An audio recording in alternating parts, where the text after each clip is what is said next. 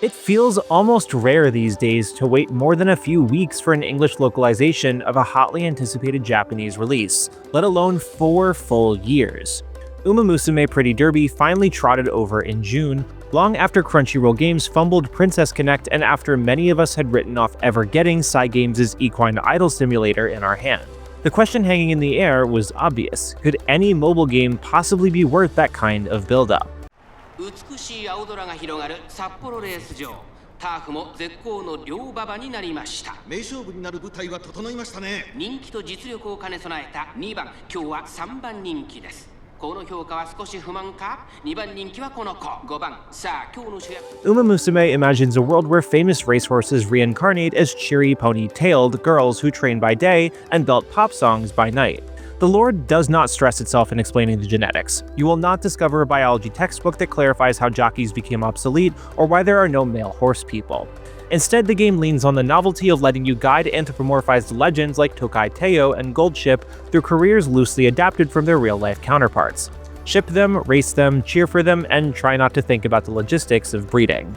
You, meanwhile, step into the shoes of a nameless trainer.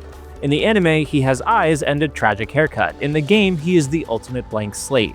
Your job is to draft a team of trainees via the inevitable gacha, then shepherd each girl through a career mode that serves as both core loop and primary time sink. Career mode runs like a stats-heavy roguelite. Before each fresh run, you pick one girl and 6 support cards that double as mentors, stat boosters, and narrative flavor. You then guide her through roughly a year of in-game training sessions and scheduled races. Every turn, you choose how she spends the week. Sprint drills to pump speed, team practices to build friendship, occasional karaoke sessions for morale, or perhaps a well-timed spa day to stave off burnout. Dialogue vignettes break up the grind, full of inside jokes about real-world horse trivia and gentle prodding from energetic rivals. Races themselves are basketball manager affairs. Once the starting bell rings, the outcome is effectively baked, determined by the weather, your lane position, track distance, class aptitude, and which passive skills you unlocked. You can watch a surprisingly cinematic broadcast with bilingual announcers rattling off horse names like an auctioneer on espresso, or you can skip straight to the results to save your sanity. Either way, victory showers your girl and fans in fame, while defeat adds pressure to the remaining schedule. The original Japanese launch in 2021 earned a reputation for information overload, and that problem survives in the global build.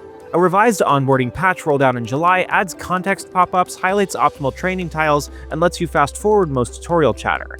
It helps, but it still feels like reading a tax manual in a wind tunnel. Stats with opaque names such as Guts and Wisdom receive barely a sentence of explanation. Skill icons appear with no preview of what they do until you spend points. One tooltip insists you balance every metric evenly, the next warns your stamina is criminally low.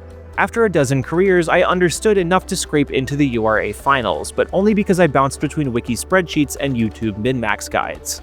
That said, the patch's biggest win is its new quick race toggle. Earlier builds forced you to slog through every heat if you wanted daily mission credit, turning a solid career into a 90-minute marathon. Now you can blaze through the animation in seconds, freeing an entire lunch break.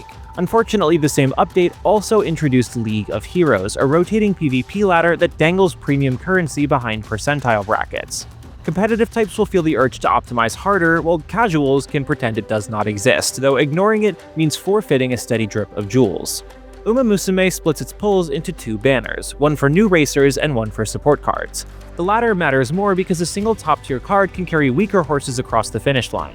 Pull rates hover around standard gacha odds, and in the first month, the game showered newcomers with enough free rolls to build a functional deck. Whether that generosity continues is anyone's guess, but right now, you can clear the main scenario with nothing but freebies and patience. Still, whales gained obvious perks. Their decks assemble perfect skill sets faster, and their retired racers pass down better base stats which matter in PvP events. Steam reviews capture the split perfectly. Some players brag about top placements without spending a cent, others joke about remortgaging houses for swimsuit Goldship. Both experiences are valid. The design is more pay to accelerate than pay or quit, an important distinction in a genre where off-meta heroes often become useless. Another patch on the horizon promises auto-training for earlier scenarios and increased cap for support card XP, 2 changes that should ease the mid-game grind.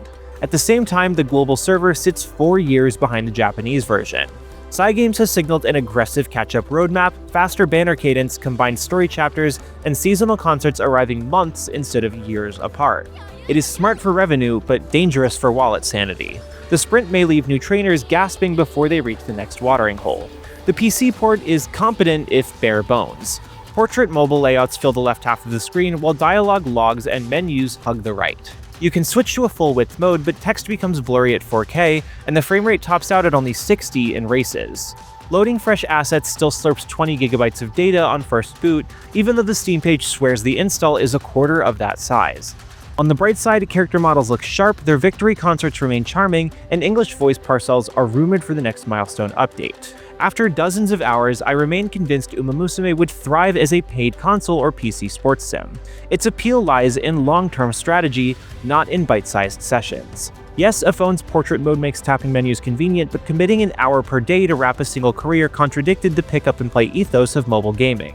The Gacha provides obvious monetization hooks, but the underlying raising mechanics cry out for a deluxe edition with transparent drop rates, or, better, no drops at all.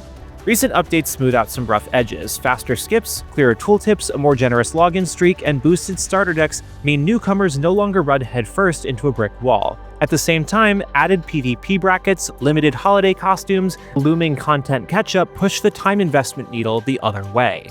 The result is a game that continues to be as rewarding as it is demanding. If you already adore the anime, idol culture, or the sheer absurdity of watching a girl named Vodka sprint in platform shoes, Pretty Derby remains easy to recommend. If you relish spreadsheet min-maxing, randomized roguelite runs, and cheering at virtual photo finishes, the grind may feel therapeutic rather than tedious.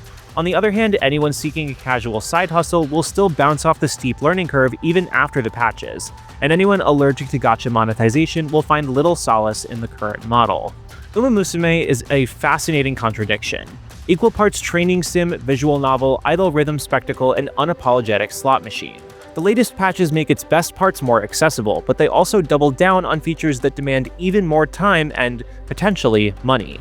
Approach it like an investment of attention first, and money only if you're comfortable feeding a carrot-sized habit. For the dedicated trainer, the sight of your favorite girl surging down the home stretch before belting a victory anthem remains special. For everyone else, the stable doors are open, but the track is still muddy. Noisy Pixel is giving UmaMusume Pretty Derby a 7 out of 10. Thanks for watching. This video is brought to you by our supporters on Patreon. Noisy Pixel is run by a group of gamers providing independent gaming coverage through news, reviews, previews, and more. Check out our Patreon to help support our continued growth and subscribe to keep up with all of our future content.